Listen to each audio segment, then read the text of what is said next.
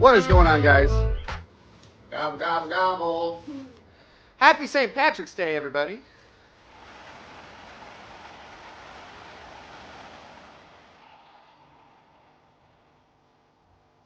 Happy Thanksgiving, everybody. Happy Thanksgiving. Welcome to the show. Ooh, bacon.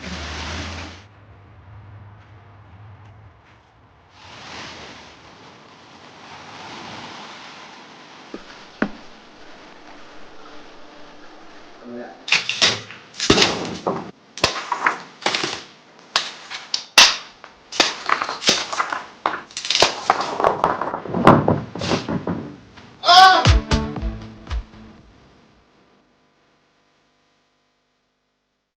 What is going on, guys? Welcome to the channel. My name is Tyler.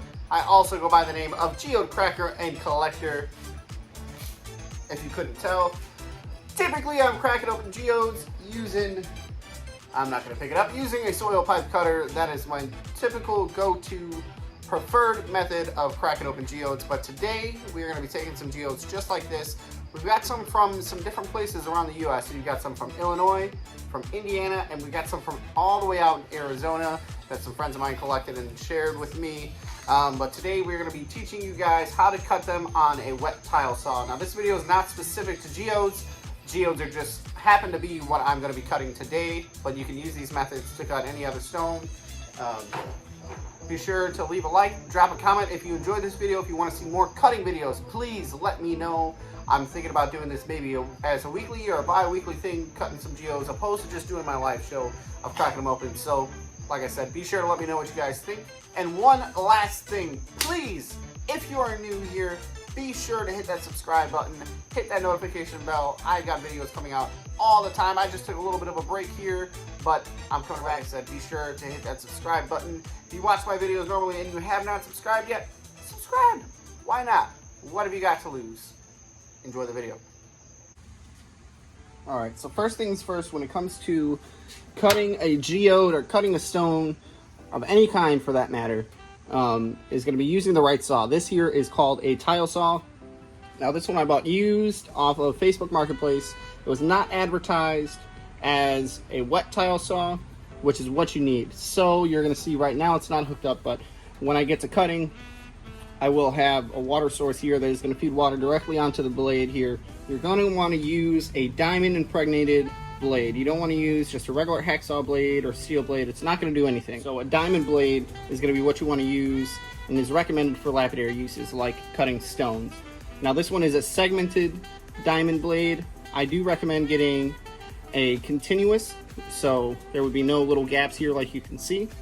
Now with this one, it does pose a little bit of a threat to you if you were to get your hand caught on here, but if you were to use a continuous diamond blade, you could literally run the saw and put your hand on it, and you'd have to put a lot of pressure and a lot of force before it actually started doing something to hurt you. So keep that in mind. If you are using a continuous blade, you do not have to be quite as afraid getting your fingers really close when you're trying to cut something.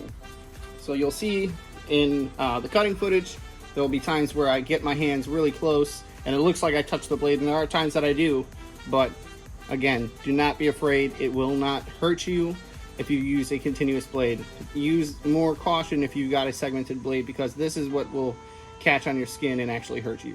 All right, next thing you're going to want to keep in mind when you're cutting stones, especially since there's going to be water, you're going to want to keep in mind and consider where that spray of water is going to go, because when this blade is going full speed, that water's flying off of it.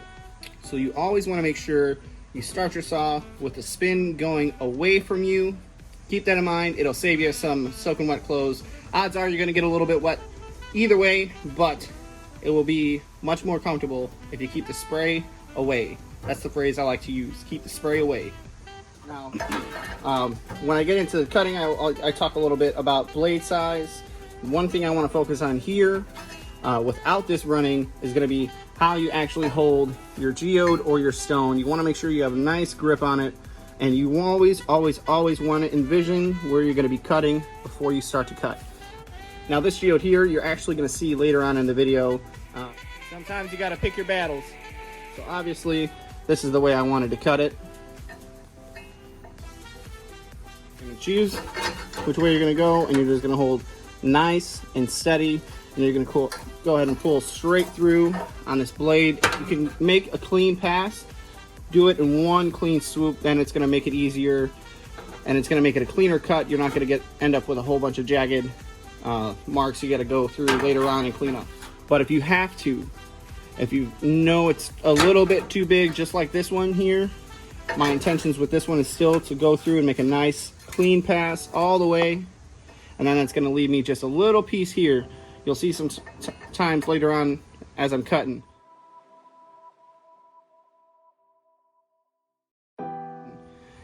Just a little bit here, then I'm able to flip it over. I got an obvious line that I'm able to follow. You're just going to line that portion up just like you can see at the bottom here. Line it up, and then you're going to start working your stone or your geode from the other way. One more thing I will add, and you will see with this geode, I'm not going to show you the inside of it. This one is nice and round, as you can see. Now sometimes you can use the shape of the stone to your benefit, and also knowing that this is a geode, I had a good feeling that the center of this was going to be pretty much hollow. So keeping that in mind, while cutting this one, you're going to see that I spin the geode while I'm cutting it. So as it's on the blade, I'm going through and I'm just rotating it as I'm cutting it.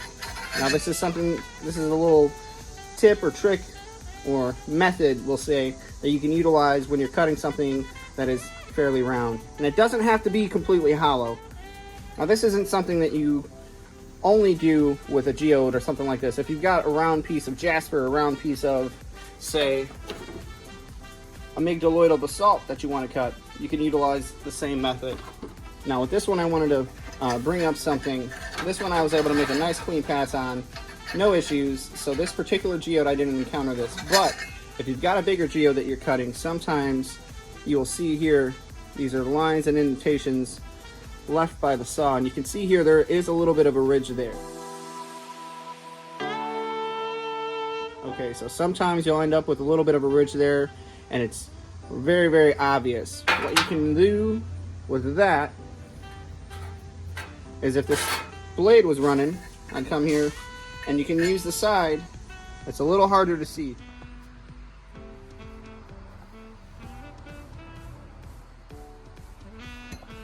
But this whole tip here is coated, and it goes down about 1/4 inch, maybe 1/3 of an inch down the sides.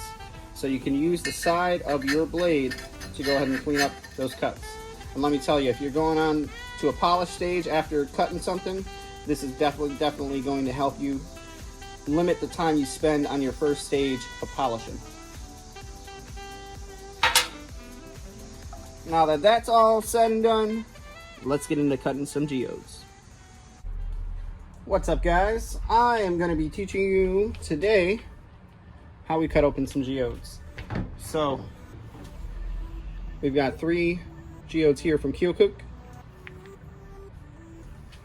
I've got 3 from my good friends John and Avery. They collected out in Arizona. All right, and 3 from Indiana. Now, one thing you want to keep in mind when you're picking out the geodes that you want to cut is going to be the size of your blade. You want to try and keep it where your blade is big enough to get through a majority of the geode, because you don't want it to be a big honking geode that you're not going to be able to cut all the way through. That's one thing you want to keep in mind. Another thing is going to be water. Now, I do not have the greatest setup here, but you know what, it works, because you want there to be constant water while this is going. Otherwise, these will get hot, they'll start to break. So, water is very, very important. Another important thing is your safety glasses. You want to make sure you're wearing safety glasses, and I do recommend, if you're not used to loud noises, use some ear protection. Yes, protect your eyes, protect your ears. I'm sorry, I called these Geode geodes. These are I collected in Illinois at Jacob's Geode Mine. The video for that is right up here. We get on with some cutting here, so enjoy the music.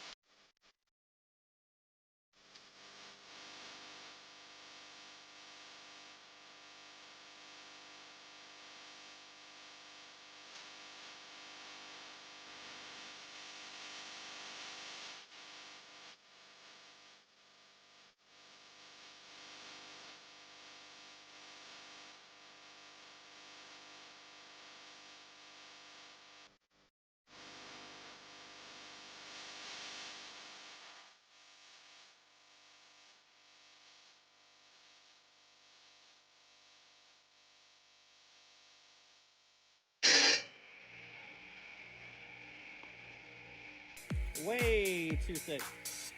That one's just solid quartz. Sometimes you gotta pick your battles. Alrighty, so I'm gonna get those washed up and we are gonna check those out here soon. But I've got this agate here from Brazil that I bought.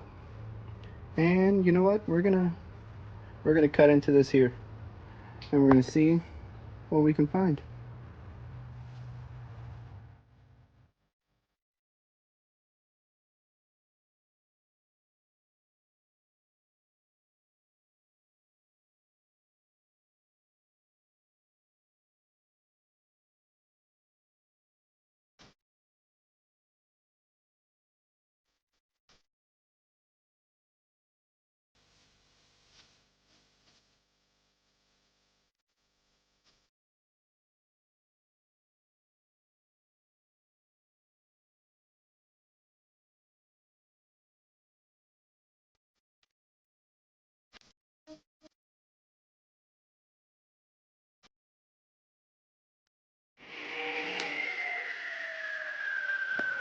Alrighty, let's get everything cleaned up now.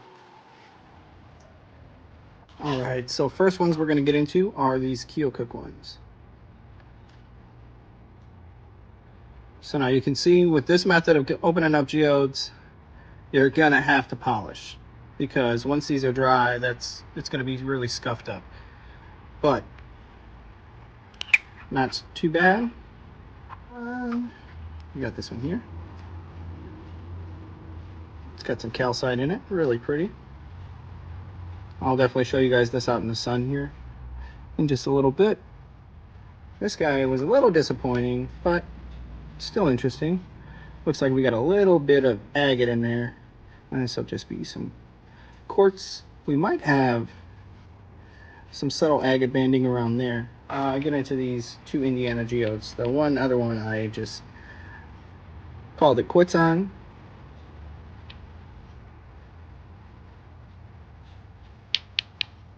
This one we are going to see in another video too on how to clean a geode. This one is going to be one of our specimens, one of our examples that we're going to use to do a little bit of cleaning.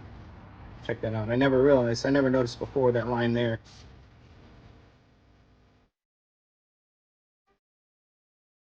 That was an indication that this was going to be two separate geodes, but really cool. Dun dun. Pretty solid. A lot of orange. That orange is due to the presence of a lot of iron. I encounter a lot of iron out there in the geodes. This one was just pretty much solid quartz. There may be some calcite in there. But look, yeah, there you can see all those grooves from the saw. This one here, we had a little bit of a cavity. Put some quartz in there. Not sure what this white stuff is. I don't know if it's agate maybe? I'm not too sure. I haven't looked at it too close yet. This one is really neat. I think this one was a shell.